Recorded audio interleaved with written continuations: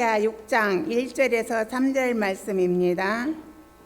페이지수로는 구약성경 974쪽입니다. 이사야 6장 1절에서 3절 말씀 제가 봉독해 드리겠습니다. 우시야 왕이 죽던 해에 내가 본즉 주께서 높이 들린 보좌에 앉으셨는데 그의 옷자락은 성전에 가득하였고 서랍들이 모시고 섰는데 각기 6날개가 있어 그 둘로 자기의 얼굴을 가리었고 그 둘로는 자기의 발을 가리었고 그 둘로는 날며 서로 불러 이르되 거룩하다 거룩하다 거룩하다 만군의 여호와여 그의 영광이 온 땅에 충만하도다 하더라. 아멘.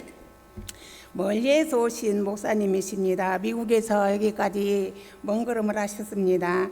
전 남수 목사님 나오셔서 말씀을 증거하실 때 많은 은혜 받으시기 바랍니다.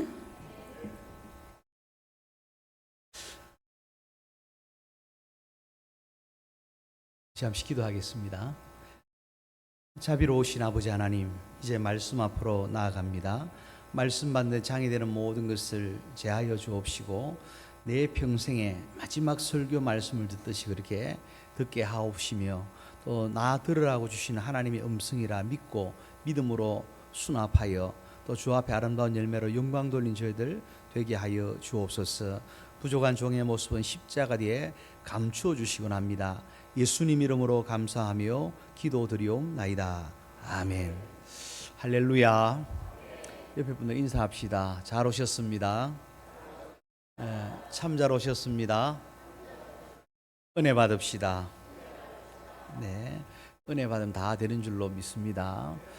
우리 목사님이 이렇게 저한테는 큰 형님 같은 그런 분이세요. 거기다가 이렇게 늘 참 이렇게 저하고 그렇게 많이 나이 차이가 나진 않습니다만 이렇게 거기에 덥석 안기면 이렇게 참 평안한 같은 그런 은혜를 누려요. 그래서 늘 미국에서 이렇게 전화해도 그렇고 무슨 일로 상담을 해도 그렇고 항상 이렇게 참 은혜 위에 은혜를 주시는 귀한 목사님이다. 그런 목사님과 여러분들이 이렇게 함께 저 영원한 천국 가나안에 갈 때에 기쁨으로 감사함으로 즐거움으로 행복하게 그 여정을 살아가시기를 주님 이름으로 축원합니다. 할렐루야. 아멘. 우리 한 번 더 인사하십시다. 잘 오셨습니다. 은혜 받읍시다. 할렐루야. 은혜 받으면 다 된다 했습니다. 티벳의 어느 선교사님 이야기가 그래요. 이렇게 늘 그 원주민들이 왔다 가고 나면 이렇게 항상 이렇게 그 냄새가 나쁜 냄새가 이렇게 좋지 않은 악취가 떠나지 않아 가지고 늘 이렇게 고민이 됐다 그래요. 근데 그렇다고 해서 뭔가 말할 수 있는 것도 아니고 그래서 늘 고민을 하는데 어느 순간 어느 때부터 이렇게 냄새가 없어지고 향기로운 그런 향이 나더라는 거예요.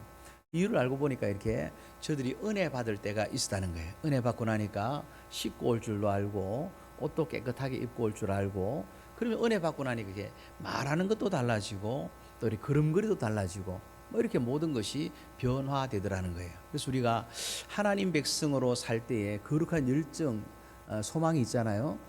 주님 닮은 삶 살고 싶어요. 하나님 또 새로운 삶, 내 인생을 좀 바꾸고 싶다고 그런 마음이 들 때 있잖아요. 어떻게 하면 되느냐? 은혜 받으면 될 줄로 믿습니다.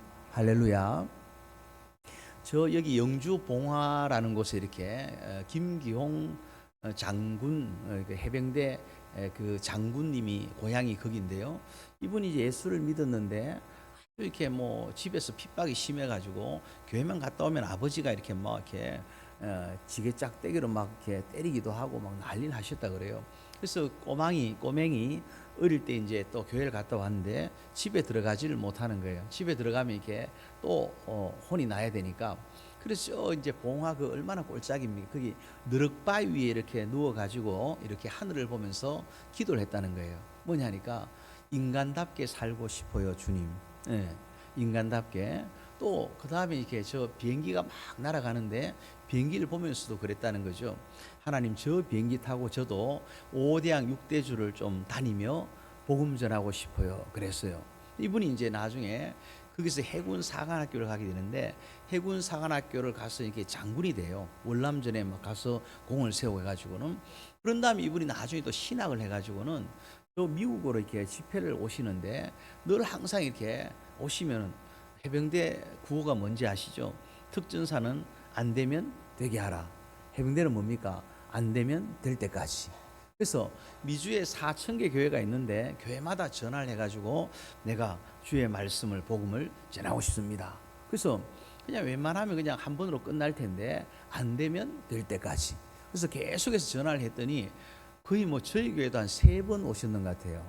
그래서 결국 그 꿈이 그대로 이루어지는 것을 보게 되더라고요. 그러면서 이분이 간증하는 게 그거예요. 그때 그 너럭바위에서 하나님 은혜는 막 차오르는데 내 인생의 현실은 전혀 그럴 가능성이 조금 더 보이지 않고 그러다 보니까 뭘 하느냐? 기도했다는 거예요. 그리고 그 기도가 응답되어 가지고 실제적으로 정말 이렇게 장군이면 얼마나 사람답게 폼나게 살겠습니까? 거기다가 그 기도대로 이렇게 하늘 비행기를 타고 5대양 6대줄 누리게 되더라는 거예요. 그래서 우리가 보면은 은혜 받는다는 게 내가 은혜 받으면 우리 목사님 좋아하고 우리 구역장 좋아하고 뭐 그건 당연한 것이고 그런데 진짜 좋은 것은 누구냐? 그 자신에게 정말 좋다는 거예요. 믿으시길 축원합니다. 할렐루야. 제가 아는 목사님 중에 공성배 목사님 분이 있어요. 창원 동일교회 담임 목사님인데 이분이 이렇게 그 형제와 또 누님이 하나 있는데 3남매 집안인데 그 어머니가 얼마나 권세가 좋은가 하면요. 자녀들 셋이 있는데 그 자녀들 집을 방문할 때 그 캐리어 있잖아요. 이렇게 가방 하나만 이렇게 덜덜덜 끌고 가면은 그 집집마다 자녀들 집집마다 그 어머니 방이 따로 있는 거예요. 거기다가 따로 침대가 있고 TV가 있고 다 그렇게 돼 있다는 거예요. 그래서 가만히 생각해 보면서 이렇게 이 목사님이 동생도 목사님, 자기도 목사님, 또 그 누님은 이제 저 창원 한빛교회로 아주 큰 교회에 이렇게 그 총여전도에 회장을 했던 뭐 그런 분이에요. 그런데 우리 어머니에게 무슨 권세가 이렇게 나타났을까 생각을 해보니까 그렇더라는 거죠. 그 어머니가 30대에 홀로 되셔가지고는 30년을 교회에서 주무셨다는 거예요. 그러니까 어머니가 30년을 교회에 주무시니까 어떤 누구도 함께하지 못하는 이렇게 그 어머니 위에 어머니 뒤에 하나님의 권세가 함께 해가지고는 그 권세가 함께 하니까 자식놈들이 다 그게 머리를 숙이고는 이렇게 어머니를 영접하게 되더라는 거예요. 우리는 뭐 자식놈들에게 이렇게 막 땅 좀 물려주고 빌딩 물려주고 그래야만이 대우받는다 그렇지 않아요. 뭘 해야 되느냐? 하나님 신 영적 권세 영권이 있으면요 다 되는 줄로 믿으시기를 축원합니다. 그 어머니가 이렇게 30년을 교회에 주무셨다는데 거기서 끝난 게 아니고 그 외조모를 따라 올라가 보니까 어머니 어떤 분이냐 하니까 그 혼자 된 딸과 세 손주 손녀를 생각하면서 그 할머니 어떤 분이냐? 이 할머니 옛날에 그 마룻바닥에서 예배 드릴 때에 기준이 되셨던 분이래요.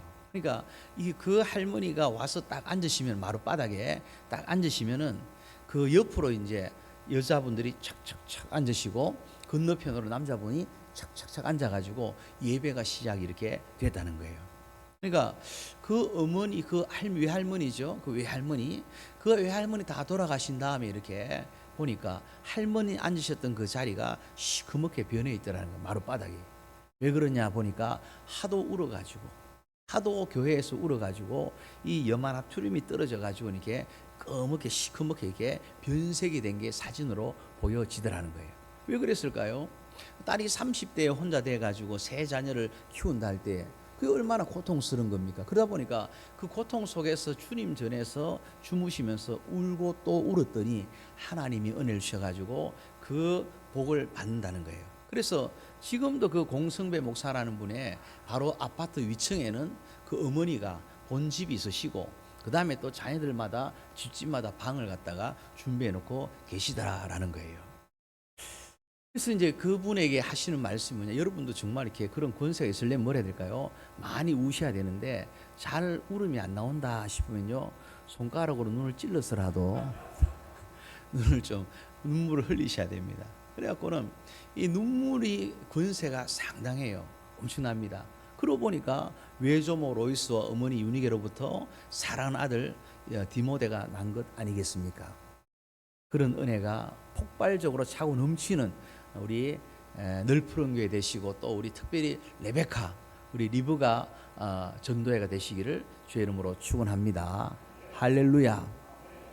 제가 설교하면 자꾸 눈을 깜빡깜빡 하는데, 이게 저 목사님 왜 나한테 자꾸 윙크를 하지? 뭐 사랑하니까 윙크하죠. 그게 아니라 시차가 좀 있어요. 아직까지 온 지 얼마 안 됐어. 그러다 보니까 이렇게 지금 미국 시간으로는 새벽 1시입니다. 그래서 목사님이 저를 너무 염려할 필요도 없고, 어디 아프신가? 안 아픕니다. 그러니까 자꾸 깜빡해도 그냥 그러니 하고 지나가시면 됩니다. 한번 따라 하십시다. 루틴을 강화하면 역사가 일어난다. 제가 한국 와 보니까 이제 특별히 이렇게 기본기라는 것이 이게 많이 무너져 있는 것을 보게 돼요. 정말 기초 좋은 것, 이 베이직한 게 없는 것을 보는 거죠.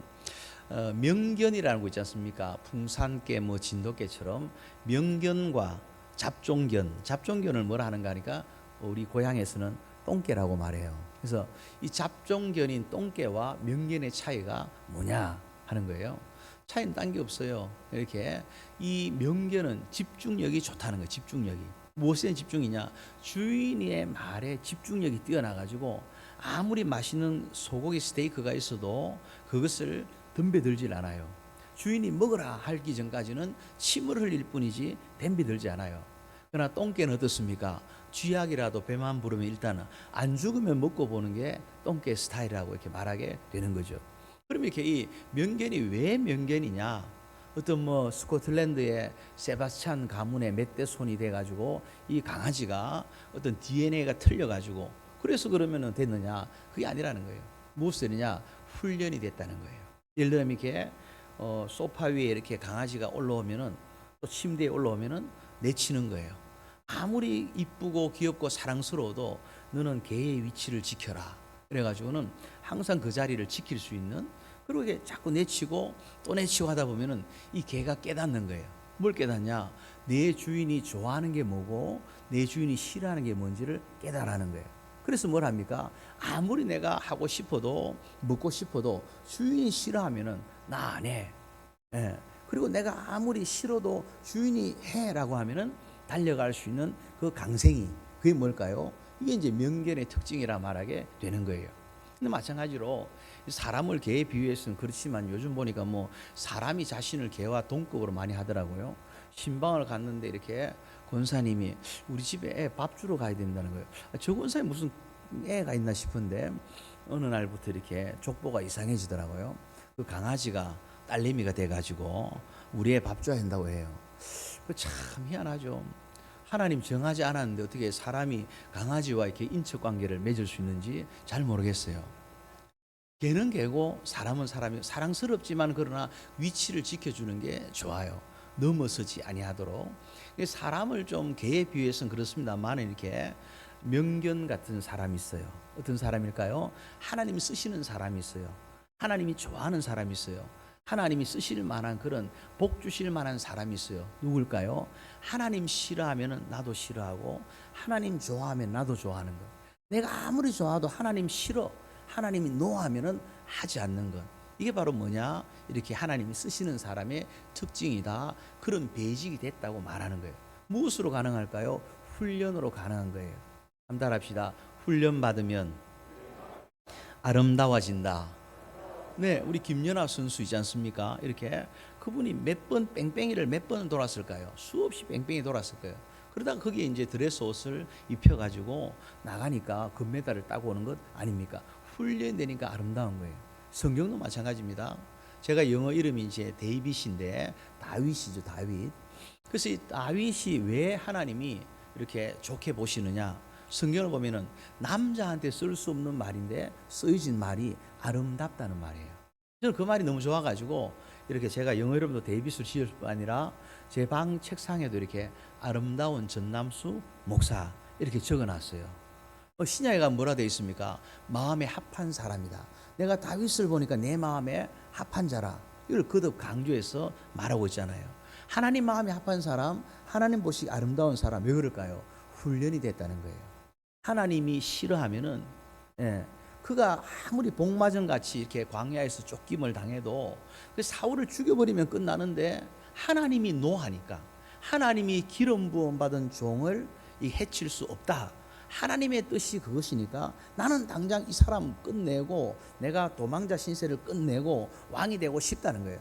그 마음이 있겠죠. 부하들이 또 말하니까 내가 당한 게 얼만데 그 생각 들지 않겠어요. 그러나 하나님이 최종 결정권자인 하나님이 아니야 라고 하니까 딱 멈춰 서는 거예요. 그것이 다윗이 말씀으로 훈련되어지고 그 광야에서 훈련된 채 이렇게 그가 찬송하는 것을 보면은 정말 하나님 앞에 잘 이렇게 예비된 존재다, 그런 생각을 하게 되는 거예요. 그래서 다윗을 가리켜서 하나님 보실 때에 참 아름답구나. 여러분 어떻습니까? 아름다운 주의 백성들 되시기를 주의 이름으로 축원합니다. 그런 훈련을 다르게 또 표현하면 뭘까요? 바로 반복이 된다는 거예요. 반복. 훈련은 반복으로 이루어지는 거예요.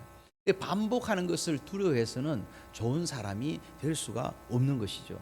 우리 가만히 보면 이렇게 반복을 하고 또 반복을 하잖아요. 솔로몬이 1000번제를 드립니다. 1000번의 제사를 드리는데 그때마다 다르게 드렸을까요? 아니에요. 번제는 드려질 때에 모든 형식과 절차가 있어요. 제물을 어디까지 태우느냐까지 다 있는 거예요. 그러니까 그것을 갖다 똑같은 것을 1000번을 반복해서 드리는, 이게 실력이라는 거예요. 우리가 다니엘이라고 있죠. 다니엘 보면은 다니엘서 6장에 보면은 그가 자기가 이거 절하면은 기도하면은 죽는다. 그래도 뭘 합니까? 예, 전에 행하던 대로. 한번 따라합시다. 전에 행하던 대로. 예, 자꾸 시킨 이유가요. 여러분도 자꾸 눈을 저를 보고는 깜빡깜빡하는 것 같아갖고 자꾸 따라하시라는 거예요. 전에 행하던 게 뭐예요? 반복이에요.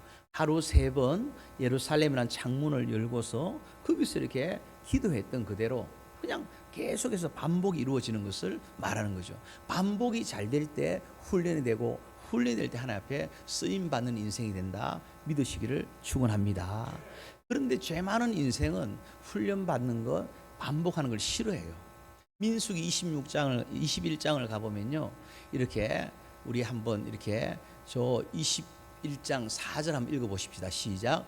백성이 호르산에서 출발하여 홍해 길을 따라 에돔 땅을 우회하려 하였다가 길로 말미암아 백성의 마음이 상하니라. 아멘. 마음이 상했대요. 왜 상했느냐 보시면은 에돔 땅을 우회하려 하였다가 어디로 합니까? 홍해 길을 따라. 왜 그런가 하니까 이 민수기 21장은 불뱀 사건이 나타나요. 모세를 원망했다가 불뱀이 나와서 물은 거죠. 그러자 이 하나님께서 놋뱀을 만들어 가지고 쳐다보게 한 거예요. 거기서 쳐다보는 사람마다 사니까 모든 나라의 이멀전시 구급차를 보면은 짝대기에다가 뱀 꽈놓은 표시를 갖다가 다 하고 있어요. 모르는 사람은 저기 왜 구급차에다가 이렇게 재수 없게 뱀을 그려놨을까? 이유가 거기에 있는 거예요. 성경적인 사상으로 나타나야 되는 거죠. 근데 이게 이스라엘 백성 출애굽을 해가지고는 이 에돔 땅을 지나가려니까 허락을 안 하는 거예요. 에스의 자손들이. 그래서 이 사람들이 다시 이렇게 홍해길을 따라서 우회를 하니까 가만히 보니까 홍해가 어떤 곳이냐? 네, 예전에 우리가 지나다녔던 그 길인 거예요. 지나왔던 길을 왜 또 가느냐? 그러니까 불만이 생기는 거예요. 아니 계속 새로운 길을 가가지고 계속 좋은 것을 보고 마침내 빨리 천국 가나안 같은 그 가나안 땅에 들어가야 되는데 왜 적과 꿀이 가나안 땅을 가지 않고 또 뺑뺑이를 도느냐? 그리고는 모세를 향해 원망한 거예요. 뭡니까? 다시 새롭게 하는 것을 싫어한다는 거예요. 반복을 싫어한다는 거예요. 네. 그러나 실력 있는 사람들일까요? 그 반복을 그대로 하는 겁니다. 그리고 가만히 보면은 우리 신앙생활은 게 다 반복이에요. 예를 들면은 지난주에 오순 예배 때 보았던 그 얼굴 설교자를 이번 주에 또 보셨잖아요. 그죠? 우리 담임 목사님. 또 이렇게 7일 날 주일 예배 드리는 것도 맞아요. 7일마다 주일이 돌아오잖아요. 반복해서 돌아오는데 이걸 귀찮다. 또 7일 만에 돌아오느냐. 이렇게 하면서 나중에는 나는 7일마다 교회 안 갈래. 나는 20일마다 갈래. 그 다음에 또 20일도 재미없어. 한 달 만에 갈래. 6개월 만에 갈래. 그러다 나중에는 이렇게 1년에 한 번 가면 되지. 이렇게 한다면, 아니면 나중에 죽기 전에 한 번 가서 천국 가면 되는 거지. 이렇게 생각한다면 어떻게 될까요? 그분의 신앙을 뭐라고 말해요? 농땡이 신자라고 말하지 않겠습니까? 근데 진짜 좋은 신자는 어떤 사람이에요? 장로님이나 또 권사님이 믿음 좋은 분들은 반복을 잘하는 거예요. 거기다가 every early morning, 매일 이런 새벽에 상번제를 드릴 그 시간에 주님 앞에 나와서 일정하게 예배를 반복하는 거예요.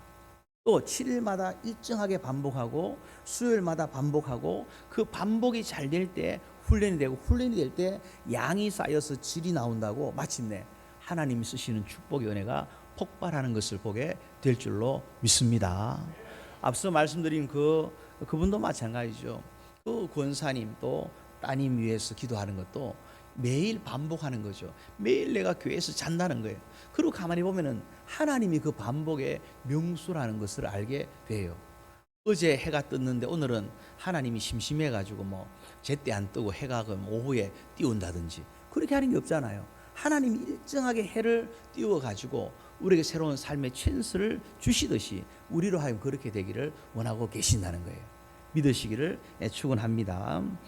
그런데 이 한결같이 이렇게 일정하게 반복을 잘하는 사람을 한결같다 그래요. 신앙이 좋은 사람을 한결같다 그러고요. 신앙이 조금 이렇게 시험에 들면 어떨까요? 한결같지가 못해요. 과거에는 잘했는데 지금은 또 이상하고, 지금 이상한 것을 또 뭔가를 핑계하거나 원망하고 뭐 이렇게 이제 막 흘러가는 것을 본다라는 거예요. 근데 이렇게 진짜 한결같으려면은 어떤 때 조심해야 되냐? 잘 될 때와 잘 안 될 때, 이걸 잘 이렇게 케어할 수 있다면은 우리가 좋은 사람, 한결같은 사람이 되는 거예요. 좋은 사람은 어떻게 하겠습니까? 예, 한결같은 사람은요, 잘 될 때 어떻게 하나 한번 따라해 보십시다. 잘 될 때 찬송하고, 잘 될 때 감사하고, 안 되면 기도하고, 예, 그렇게 하는 거예요. 근데 안 되는 사람은 어떻게 할까요? 예, 잘 되면 교만하고, 안 되면 뭘 할까요? 원망하고, 불평하고, 툭 튀 인생이 돼요. 항상 입이 툭 튀어나와 있어요. 왜냐? 항상 불만, 원망, 불평이 이렇게 가득한 그런 인생이 되고 만다는 거예요. 그래서 우리는 늘 한결같아야 되는데, 이 한결같음을 방해하는 최고의 적이 뭐냐? 교만이라 말하게 되는 거예요. 인생은 왜 망하느냐? 교만해서 망해요. 교만이라는 것이 뭘까요? 흔히 생각하면은 교만이라 말하면은 잘난 척하는 게 교만이다. 그럴까요? 어떤 분이 결혼 기념일이 돼 가지고 이렇게 남편으로부터 다이아몬드 반지를 선물로 받았어요. 받은 분 있습니까? 예, 있겠죠. 그런데 그 반지를 갖다가 탁 끼고는 어떻게 할까요? 자꾸 머리를 쓰다듬는 거예요, 이렇게. 예. 그럼 보통 어떻게 말합니까? 돈 자랑하나 부터 시작해갖고는 잘났다 잘났어 부터 시작해갖고는 잘난 척하네, 별말 다 하잖아요. 나중에는 안 되니까 교만하다 이래 말해요. 그건 교만한 게 아니에요. 예, 귀여운 것이죠. 왜 귀여울까요? 자꾸 다이아몬드 반지 끼고 자꾸 머리 쓰다듬으면요, 박수를 치세요. 이야 하고 놀라주세요. 우와 하고 막 환호성을 질러주시고, 그 다음 뭘 하냐? 밥 사라. 그러면 되는 거예요. 밥 사면 되는 거예요. 이쁘게 보면 되는 거죠. 뭐 아유 얼마나 고생했으면 저렇게 남편이 속색이다가 이렇게 그걸 한번 이렇게 선물을 했을까 봐주면 되는 거예요. 그런데 진짜 교만은 뭐냐? 은혜를 잊어버리는 게 교만이에요. 좋은 사람은 좋은 것을 계속 기억하는데, 나쁜 사람은 좋은 것은 잊어버리고 나쁜 것만 기억하는 사람이에요. 세상 사람도 그렇게 말하잖아요. 은혜는 돌에 새기고 원수는 물에 새기라, 그래 말하잖아요. 은혜를 잊지만 않으면 교만할 턱이 없어요. 근데 은혜를 잊어버린 사람의 특징이 뭐냐? 교만한 거예요. 근데 교만의 증거가 뭐냐 하면요, 하나님을 없수 여기는 거예요. 하나님을 시시하게 생각하는 거예요. 그리고 하나님을 시시하게 생각하는 증거가 뭐냐 하니까 예배가 시시하게 여겨지는 거예요. 저는 저 뒤에 계신 두 분이 참 이렇게 사랑스러워요. 왜냐 하니까 조금 졸린다 싶으면요, 벌떡 일어나 뒤에 가서 수수 예배 드리는 게 좋아요. 우리 학생들도 막 몸부림을 쳐야 되는 거예요. 우리 구원은 하나님의 선물이에요. 구원은 그레이스, 은혜잖아요. 은혜가 다른 말로 하면 기프트예요. 선물이죠. 구원은 선물로 받는 은혜지만 나머지는 뭐냐? 몸부림을 쳐야 되는 거예요. 나는 예배를 실패하지 않겠다. 나는 예배를 반드시 성공하리라. 그렇게 할 때에 하나님 반드시 축복해 줄 줄로 믿습니다. 그래 보면은 교만의 증거가 하나님을 시시하게, 하나님 시시함의 증거는 뭐냐? 예배가 시시하게 드려진다는 거예요. 그래 보면은 사울 왕이 어떤 사람입니까? 그는 베냐민 지파예요. 기스 집안이에요. 아주 그냥 가난한 지파의 가난한 사람이에요. 못난 집안 형편이에요. 거기서 왕이 됐어요. 내 능력으로 안 될 일이 되어졌을 때에 우리 뭐라고 말합니까? 한번 합시다. 하나님의 은혜로다. 하나님의 은혜인 거죠. 하나님 은혜로 왕이 된 거예요. 그럼 어떻게 됩니까? 백골난망하면서 하나님 은혜를 갖다가 생각하고 감사하고 찬송하는 거예요. 그런데 그 하나님의 은혜를 기억할 때는 사울이 계속 승리를 거두옵니다. 그러나 하나님의 은혜를 잊어버리는 순간 교만이 찾아왔을 때 예배가 실패하게 돼요. 어디서 그렇습니까? 사무엘 선지자가 말합니다. 내가 올 때까지 기다리라고. 내가 올 때까지 기다리라고. 예배를 드려야 된다고. 근데 그는 이 예배보다 뭐가 중요하냐? 아말렉과의 전쟁에 승리하는 게 훨씬 중요해요. 내 비즈니스가 좀 더 잘 되는 게 더 중요한 거예요. 그러다 보니까 거기에 초점 맞추다 보니까 자기 마음대로 예배를 해치우듯이 예배를 드려버린 거예요. 예. 그런데 예배를 잘못 드려도 돌이킬 길이 있는데 회개하면 돼요. 모든 게 회개하면 되는데, 근데 신기한 것은요, 예배가 실패하면은 회개할 길이 굉장히 어려워요. 회개할 마음이 안 생기는 거예요. 예배를 통해서 성령이 충만해지고 예배를 통해서 내 마음이 부들부들해져야만이 하나님 앞에 용서를 구하고 회개해야 되는데, 이게 막혀버리다니까 돌이킬 틈이 없는 거예요. 이 사무엘이 말합니다. 왕이 망령된 짓을 행했다고. 근데 거기서 회개를 하면 되는데 회개하지 않고 뭘 합니까? 핑계를 대는 거예요. 핑계를. 예, 옛날에 그 김문훈 목사님이 원불교 신앙을 버리자 이러더라고요. 원불교가 뭐냐? 원망, 불평, 교만이에요. 근데 이번에 만났더니 하나 더 하시더라고요. 원불핑이교 이렇게 하더라고요. 원불핑이교. 이게 뭔지요? 하면 제가 맞춰보니까 맞대요. 원망, 불평, 핑계, 이유, 교만. 그래서 원불핑이교를 버리자 이렇게 하시더라고요. 그래서 제가 그랬죠. 목사님 주변에 요즘 핑계대고 이유되는 사람이 꽤 많은 모양이죠. 그러니까 뭐 그렇게 뭐 부정을 하지를 않으시더라고요. 어쨌든 사울이 그 순간에 잘못했다 하면 되는데, 회개하면 되는데 회개가 안 되니까 어떻습니까? 하나님의 버림을 받는 거예요. 어떻게 버림받았죠?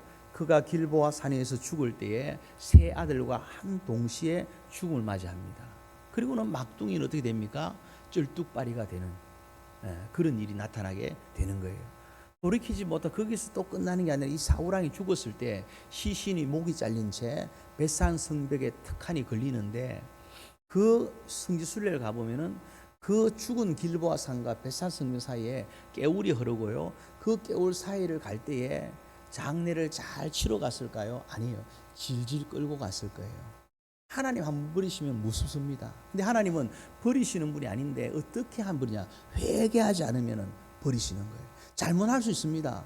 그러나 회개에 인색하지 않으면 살 길이 있는데, 회개하지 않음으로 말미암아 하나님 앞에 버림받을 때 너무 비참하게 버림받는 것을 보게 되더라는 거예요. 오늘 성경을 보면 우시야 왕이라고 등장을 합니다. 한번 따라합시다. 우시야. 예, 우시야 왕을 말할 때에 한 사람 더 생각해야 되는 게 그 아버지가 등장해요. 한번 따라합시다. 아마샤. 예, 크게 해볼까요? 우리 저기 학생들도 아마샤, 우시야. 예, 아마샤는 어떤 사람이냐? 우시야의 아버지예요. 그런데 이 아마샤도 굉장히 잘 나가는 왕이었어요. 그런데 전쟁을 하는데, 에돔과 전쟁을 하는데 전쟁을 해가지고 이겼어요. 이겼는데 전리품으로 그 패전국 나라인 에돔의 이 우상을 가지고 들어오는 거예요. 그걸 섬기기 시작을 하는 거예요. 이걸 뭐라고 표현할까요? 죽을 짓을 하네. 네, 그렇죠? 망할 짓을 하네. 이렇게 말하는 거예요. 네. 그래서 결국 어떻게 되냐? 아마샤가 죽게 됩니다. 망할 짓을 하니까 망하게 되는 거예요. 저는 이게 제가 그 철학을 한 7년 공부했어요. 그 철학관을 공부한 게 아니고 철학과를 공부했습니다. 플라톤을 제가 전공을 했는데 철학과를 했어요. 철학관이 아니고.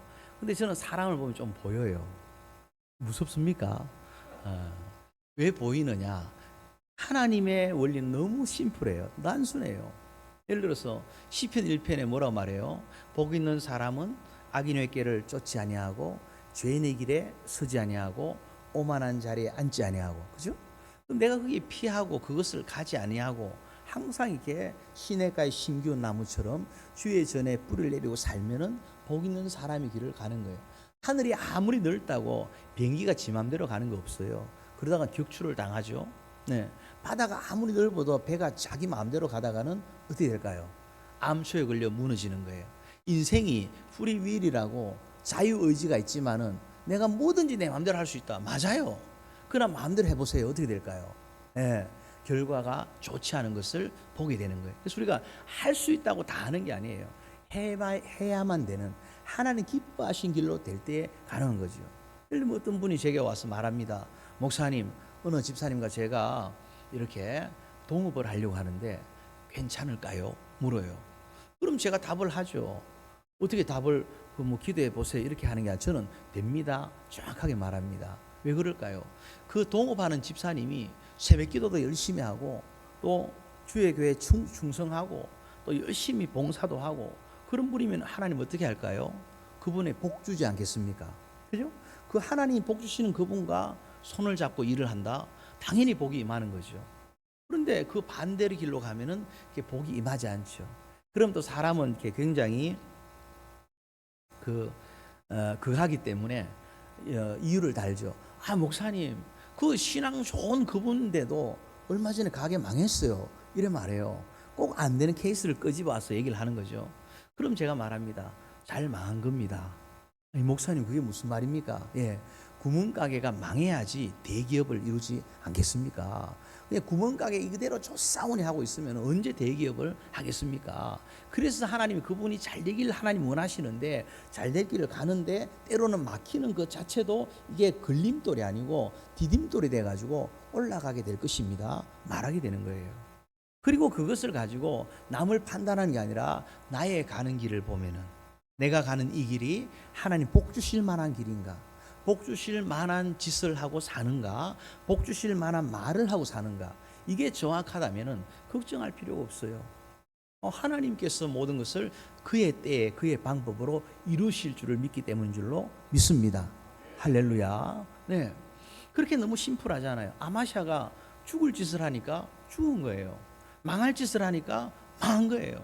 너무 정확한 거예요. 그런데 그 아마샤가 죽고 나서 어떤 일이냐? 역대하 26장을 한번 이렇게 쭉 펼쳐보시면요, 역대하 26장 1절에 갑자기 졸지에 왕이 돼요. 1절 보니까 16세 16살에 왕이 돼가지고 몇 년을 통치하느냐? 52년을 통치해요. 그런데 52년 동안 이 부국 강병을 이룹니다. 국방력도 튼튼하게 하고 거기다가 이렇게 또 경제력도 좋게 만들고 나라가 어마무시하게 정말 잘 되는 거예요. 예. 잠 오는 분들은 뒤에 서서 예배 드리면 돼요. 아, 그게 너무 좋은 문화예요. 좋은 문화예요. 아주 좋아요. 아주 좋아요. 아유, 부끄럽게 어떻게 안 부끄러운 거예요. 하나님이 기뻐하시는 거죠. 나는 예배에 성공하고 말리라. 할렐루야. 아멘. 네. 그 16세의 왕이 돼서 52년을 갖다가 통치를 했다면은 나라가 잘 됐다면은 이걸 뭐라 말할까요? 정답 아시는 분 제가 선물 드리고 싶어요. 큰 소리로 우리 레베카 회장님 뭐라고 말할까요? 따라합시다. 하나님의 은혜로다. 16살짜리 뭘 알아요? 고등학생인데 하이스쿨 다닐 만한데. 그러니까 자, 이 16살의 왕이 돼가지고 할 수 없는 일을 해낸 거예요. 이럴 때 뭐라고 하냐? 하나님의 은혜로다. 하나님께 별미 만들어 드리고 하나님 앞에 영광 돌리고 하나님 찬송하면 되는 거예요. 그런데 이 우시아가 어떡하냐? 자, 역대하 26장 또 우리 한번 8절을 한번 가보십시다. 8절 같이 읽을까요? 시작. 암몬 사람들이 우시아에게 조공을 바치매 우시아가 매우 강성하여 이름이 애굽 변방까지 퍼졌더라. 아멘. 뭐로 돼 있어요? 매우 강성하여. 그러니까 막 복이 막 퍼부어진 거예요. 그런데 자, 16절 26장 16절 또 읽어보십시다. 시작. 그가 강성하여 짐에 그의 마음이 교만하여 악을 행하여 거기까지요. 예, 앞에 8절에 뭐라 되어 있습니까? 매우 강성하여. 16절에 왔어요. 그가 강성하여 짐에 잘 되면 찬송하고 감사하고 안 되면 기도하면 되는데 잘 될 때 마음이 어떻다고요? 교만해져요. 교만의 최고의 징조가 뭐냐? 예배가 시시해지는 거예요.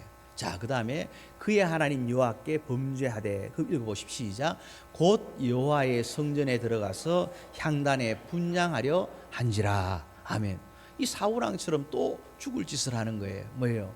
자신이 할 수 있는 게 있고 할 수 없는 게 있는데 자기가 제사장이만 해야 되는, 하나님 정한 법이에요.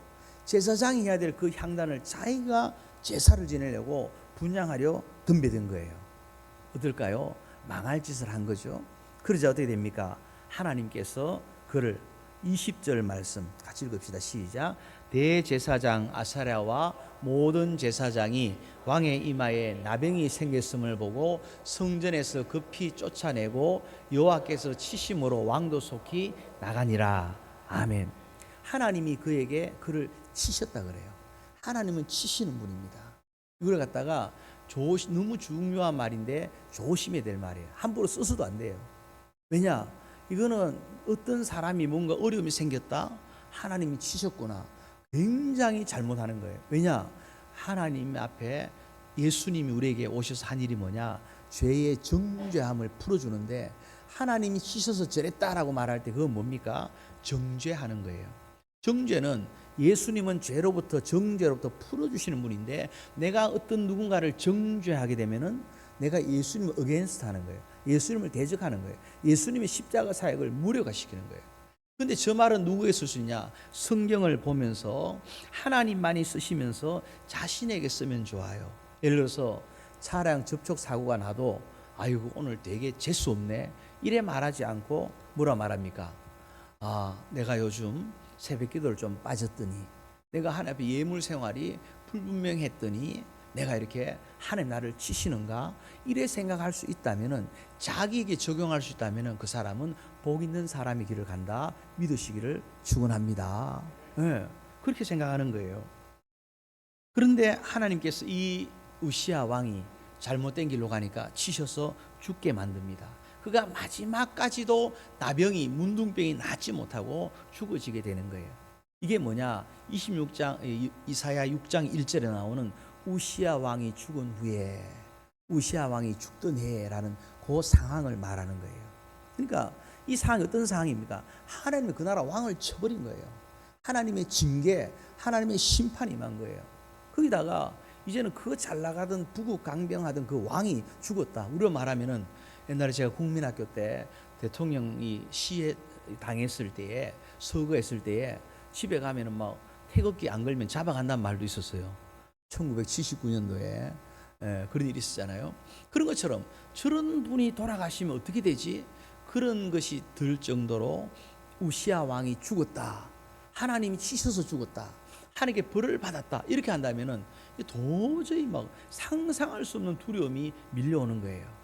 그런데 그때 이 선지자 이사야가 등장을 하게 되는 겁니다. 한번 따라합시다. 천재는 괴롭다. 무슨 말인가 하면요, 시험 기간이 다가오면은 이렇게 보통 공부 안 하는 아이들은 박수를 막 칩니다. 아, 오늘 일찍 집에 간다, 이래갖고 이번 일주일 동안 집에 일찍 간다, 할렐루야 하고 막 좋아합니다. 공부 잘하는 아이들 어떠냐? 괴로운 거예요.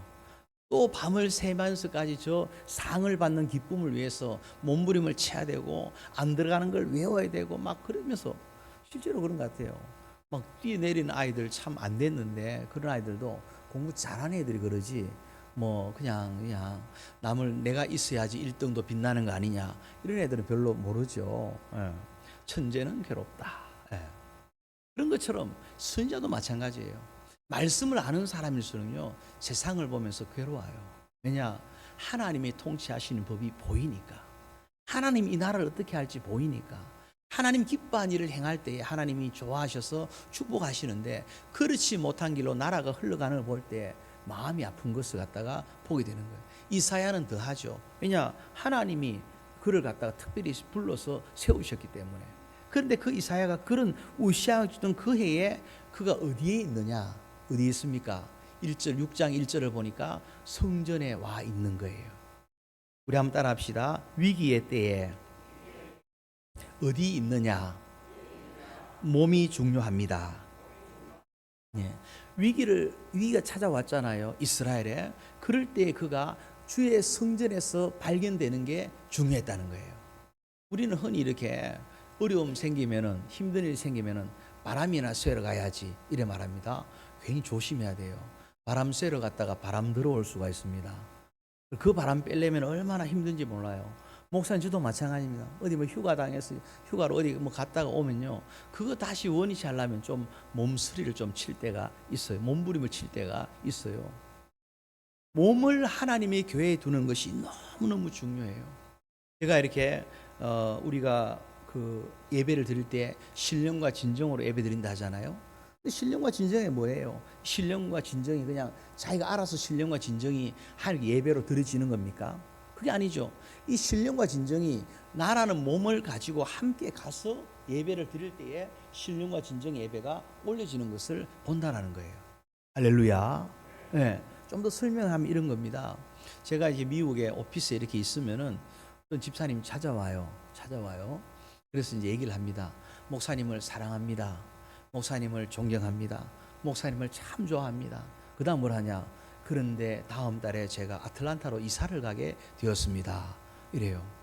그럼 제가 뭐라 하냐? 집사님, 마음은 필요 없고 몸만 있으면 돼요. 이래 말해요. 근데 몸이 가더라고요. 몸이 가고 나니까 어느 순간 어디냐? 뭐 그도 나를 잊고 나도 그를 잊고, 그냥 지금 성도가 중요하지 떠난 성도 생각해 본들 무슨 소용이 있겠습니까?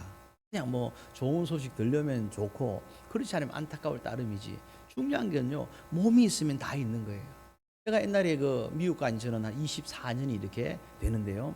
말이 좀 빠르죠. 그래서 경상도 말이면서 또 빠르니까 좀 독특해요. 그죠? 근데 그때 이제 생각해 보면 집에 이렇게 있으면은 가끔씩 이렇게 곡소리가 들려요. 밖에 나가 보면은 지금은 뭐 이 한국의 장례 문화를 보면은 잔치집 같더라고요. 뭐 그냥 금방금방 음식도 나오고 뭐 깔끔하게 마무리되는데, 그때만 해도 영부차가 골목 안으로 들어와요. 그러면 이제 그 할머니가, 할아버지 돌아가신 다음에 이렇게 할머니가 막 이렇게 막 그냥 그릇을 깨면서 막 아이고 아이고 하면서 막 이렇게 막 곡을 하시더라고요. 그릇을 왜 깨는지 모르겠어요. 어쨌든 막 그릇 깨는데 할머니는 저래 우는데 할머니 보내고 할아버지들은 별로 덜 우시는 것 같더라고요. 이유는 잘 모르겠어요. 어쨌든 막 그렇게 우시는데 가만 생각해 보면은 저 할머니 할아버지가 80이 넘으셨는데 무슨 지고지순한 사랑을 했길래 저렇게 애달파실까 생각해 보면은 이해가 안 돼요. 옛날에 뭡니까? 갑순아 너 어느 날 시집 가 하면은 아멘 하고 가잖아요. 갑돌아 너 언제 장가 하면은 장가 간 게 장가잖아요. 그렇죠?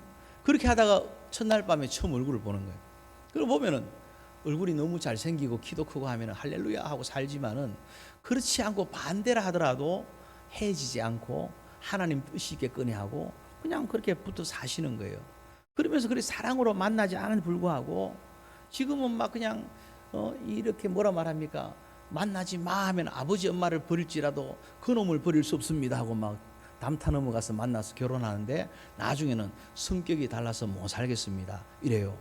성격이 좀 달라야 잘 살죠. 둘 다 좀 뭐 덜렁거리면 집안 꼴이 어떻게 되겠어요. 근데도 그게 어렵다는 거예요. 근데 그 애 하나 낳는 것도 힘들어요. 그런데 옛날에는 어떻습니까? 그렇게 만났는데도 불구하고 7남매 8남매 9남매 다 낳고 살았다는 거예요. 무슨 사랑을 했길래 그럴까? 제 고향이 경상북도 칠곡군 가산면 심곡동인데요. 거기인데 저희 숫자 전시들이 모여 사니까 제가 이름이 남수인데 숫자는 다 쓰였어요. 저희 종갓집은 9남매인데 뭐 이수, 상수, 종수, 문수, 동수, 현수 뭐 숫자는 다 쓰다가 안 되니까 나 뭘 하냐? 끝수라고 이름을 쓰더라고요. 끝수는 뭘까? 9남매 마지막에. 이유는 나중에 그 형이 군대 갔다 는 보니까 말수더라고요. 말수. 예. 말수가 끝수예요. 근데 그렇게 살았던, 아니 저렇게 뭐 죽지 못해 뭐 살았던 그런 것도 아닌데 왜 저럴까 보니까 하나 이유예요. 그때는 방이 따로 없잖아요. 한 방에서 아버지 엄마 애들까지 쫄로롬이 한 이불 덮고 살다 보니까 애도 7남매 8남매 9남매 막 쫙 낳고, 그러다가 한 분이 떠나면은 막 그게 안타까워 가지고 막 땅을 치면서 막 그렇게 통곡을 하는 것 아니겠습니까? 그래서 제가 이제 우리 성도님들에게 저희 부목사님이 최근에 아이를 6번째 아이를 가졌어요. 얼마나 감사한지. 그래서 각방 쓰면 안 됩니다. 기도하는 외에는 각방 쓰시면 안 됩니다 했더니 각방은 안 쓰는데 방 하나에 침대를 2개 놓고 사시더라고요. 야, 하나님 앞에 참 이렇게 여러분 주님 부르시는 날까지 이렇게 한 입을 듣고 몸이 하나 되어 그렇게 사시기를 축복합니다. 봐요, 예. 아유, 이렇게 그걸 안 하시나? 근데 몸이 오는 게 중요해요. 몸이 교회 오는 게 중요해요. 졸더라도 교회 와서 조시고 몸이 오셔야 돼요. 네.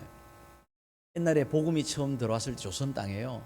처음에 누가 교회를 왔느냐 할 때 상놈, 거지, 백정들이 왔어요. 저 서울에 가보면은 그 곤당골의 그 성동교회도 다 그 상놈, 백정골에서 시작이 된 거예요. 왜냐? 거지가 왜 교회 쉽게 올 수 있습니까? 자유업을 하니까. 개인 사업하잖아요. 그러니까 이제 깡통 들고 오는 거예요. 몸이 자꾸 오다 보니까 나중에 어떻게 되냐? 거룩한 거지가 되고 거룩한 상놈이 되고 거룩한 백정이 되는 거예요. 그래가지고 그 사람 중에 박서양이라는 사람도 나오고요. 미스터 선샤인, 재중원 등장하는 그런 인물들이에요. 그래가지고 그들이 이제 이렇게 그들 자녀들 가운데 예수 믿고는 저 프린스턴 가서 공부해 와가지고 이화여대, 연세대 교수도 하고 그렇게 한 거예요. 집안이 벌떡이를 한 거죠. 가문이 벌떡이를 한 거예요. 왜 일어났습니까? 그 아버지가 교회를 죽기 살기로 출입하다 보니까 몸이 교회로 오다 보니까 하나님께서요 복을 주신 줄로 믿습니다. 새마을운동 노래 있잖아요. 새벽종이 울렸네, 새아침이 밝았네. 그 새벽종이 뭔지 아시죠? 저기 구미 가보면은 박정희 대통령 생가가 있는데 한 30m 떨어진 데에 이 구미 상모교회가 있어요. 그래서 지금은 상모교회가 옮겨가지고 큰 데로 갔지만은 30m 거리예요. 근데 거기서 늘 들었던 얘기. 그 상목에 가보면은 당회실 바로 앞에 그 전시관이 있어요. 내가 가니까 따로 이렇게 보여주시던데 상목을 빛낸 인물이라서 박정희 대통령이 거기에 주일학교 교사로 봉사했던 흔적이 거기 있는 것을 보았어요. 그러니까 그 새벽기도 오라는 그 종소리를 듣고 온 이 나라 백성들이 모두가 다 새벽기도 종소리 듣고 다 교회 가서 이렇게 예배 드린 다음에 기도한 다음에 모심기도 하고 물대로도 가고 그러다 보니까 하나님이 축복하지 않을 수 없는 그런 나라가 우리 대한민국이 된 줄로 믿습니다. 그 중심이 뭐가 있어요? 몸이 교회에 와야 되는 거예요. 몸이 오지 않고 말로만 하는 건요, 이게 정상적인 신앙이 아니에요. 헌신이라고 하는 게 뭐예요? 몸을 드리는 거잖아요. 몸을 드려야 헌신이 되는데 몸을 드리지 아니하고 그냥 한다면 그것은 참된 것이 될 수가 없는 것이죠. 그런데 신기한 건요, 하나님의 교회에 몸이 오니까 뭐가 있느냐? 하나님 뭔가를 눈을 열어 보여주세요. 눈을 열어 보여주세요. 우리 흔히 교회에 온다 하면 교회 와보면은 하나님의 집인 교회 가자, 하나님 만나러 가자, 예수님 만나러 가자. 근데 교회에 와보니까 예수님이 안 계세요. 누가 있습니까? 박영삼 목사님이 계세요. 이분이 예수님인가? 그럼 제가 이단이 되겠죠. 그게 아니라 와보니까 장로님 계시고 목사님 계시고 한데 그래도 계속 교회에 몸이 오다 보니까 어느 날 어느 순간 나 예수님 만났다, 나 하나님 만났어요, 할렐루야, 그러면 온다니까요. 그래서 우리가 보면요, 주님의 교회에 나오는 것은 예수님 앞에 나오는 거예요. 찬양 가사 중에 예수 앞에 나오면 모든 죄 사하고, 예수 앞에 나오는 것, 주님의 교회 앞에 나온 것인 줄로 믿습니다. 우리가 영안이 열리지 않을 때는요, 그냥 그건 빌딩에 불과해요. 그죠? 빌딩에 불과한 거죠. 그런데 영안이 열리는 그 순간에 보면은 하나님이 이곳에 계신 것이 그 임재가 느껴지는 거예요. 근데 이사야가 지금 본 게 뭡니까? 하늘 보좌에 주님이 앉으셨는데 주님의 보좌의 옷자락이 흘러내려 있더라는 거예요. 어디에? 이 성전에. 이게 이사야에게 보여진 거예요. 그리고 이걸 본 사람들은 어떻게 할까요? 교회 앞에서 함부로 경거망동하지를 않아요. 왜요? 이곳은 주님의 거룩한 임재가 있는 곳이기 때문에 그런 거죠. 금방 교회 온 사람은 교회에서 뛰기도 하고 막 난리를 하는 거예요. 그러나 오랫동안 교회를 다니고 은혜를 체험하신 분은 교회 함부로 뛰면 안 돼. 주님이 계신 곳이야. 주님 어디 계시지? 아무도 안 보이는데, 목사님만 보이는데, 그렇지 않아요. 이곳에 주님이 계신 것을 보신 분들이 은혜를 가지고 신앙생활을 하게 되는 것이죠. 그런 은혜의 문이 열리시기를 주의 이름으로 축원합니다. 하나님의 교회와 하늘과 이 교회가 서로 연결되어 있어요. 이 건물 자체가 거룩하다는 뜻이 아니에요. 우리가 예배를 드릴 때 구별된 장소라는 것을 정확하게 말하는 거예요. 그곳과 이곳이 멀지 않다는 거예요. 그래서 미국에 가면요, 교회 옆에 뭐가 있느냐, 성도들의 묘지가 붙어 있어요.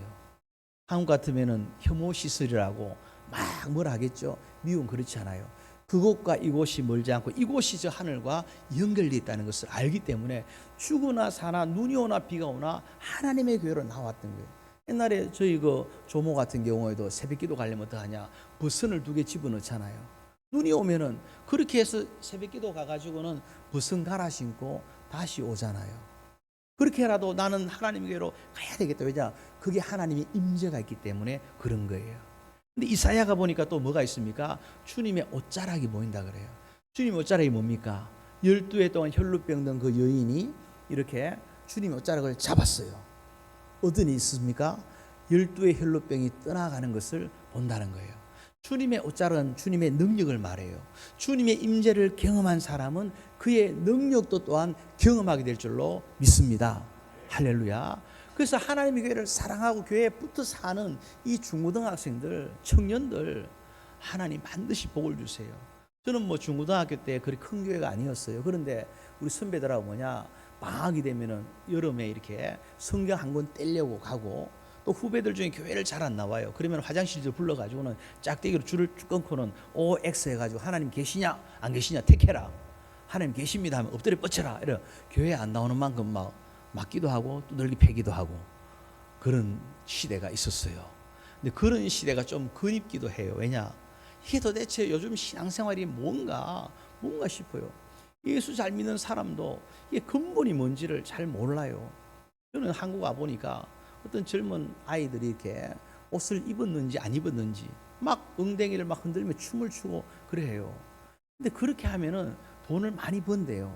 근데 저는 제 딸이 만약에 수억을 준다 해도 그 짓을 시키고 싶진 않아요. 예. 근데 그렇게 하지 못해서 젊은 엄마들이 막 난리가 났다고 하네요. 그럴 이유가 있을까? 기본이라는 게 뭐고 품격이라는 게 무엇이고 정말 하나님이 기뻐하실 것이 뭔가 그걸 봐야 되지 않느냐라는 생각을 하게 되는 것이죠. 여러분, 하나님이 교회에 나오셔서 위기의 순간에 몸을 교회로 가지고 오면은 하나님이 때가 되면 영안을 열어주세요. 처음에는 교회 올 때 뭐 카스테라 빵 얻어 먹으려 오고 추석이나 성탄절에 떡 얻어 먹으려 오고 거기다가 중고등학교 때는 예쁜 여학생이 있나 싶어 오는데 그런 예감은 항상 틀리잖아요. 그런데 어쨌든 그렇게라도 자꾸 오다 보니까 어떠냐.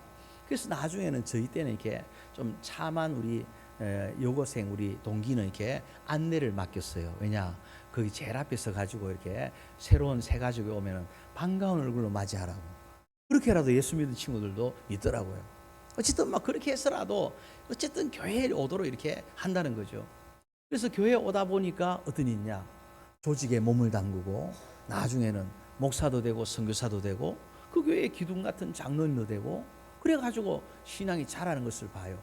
어찌됐든 간에 우리는 교회로 내 몸을 가지고 와야 되고 넘어지더라도 교회 쪽으로 넘어질 때에 부부싸움을 하더라도 교회 쪽으로 와서 잠깐 타임하고 예배드리고 다시 싸워요. 그러면 되겠죠. 근데 다시 싸울까요? 아니죠. 그래서 무슨 일이 있어도 교회로 와야 되지 법원으로 가면 안 돼요. 무슨 일이 있어도 뭐 바람 쐬러 가면 안 돼요. 교회부터 와야 돼요. 교회에서 울어야 돼요. 그때 하나님이 함께 하시는 것을 보게 되는 거죠. 그때 이 이사야가 또 봅니다. 뭘 보느냐? 천사를 봐요. 6날개로 날아오는데 두 손으로는 두 날개로는 얼굴을 가리고 눈을 가리고 두 날개로는 발을 가리고 두 날개로 날아오르면서 뭐라 불러요? 거룩하다 거룩하다 거룩하다 창화하여 가로되 이래 말해요. 보면서 왜 눈을 가렸을까요? 천사들조차도 그 하나님의 그 거룩하심을 맛보고 나면은 너무 그 하나님의 지존하신 그 영광 앞에 눈을 가릴 수밖에 없다는 거예요.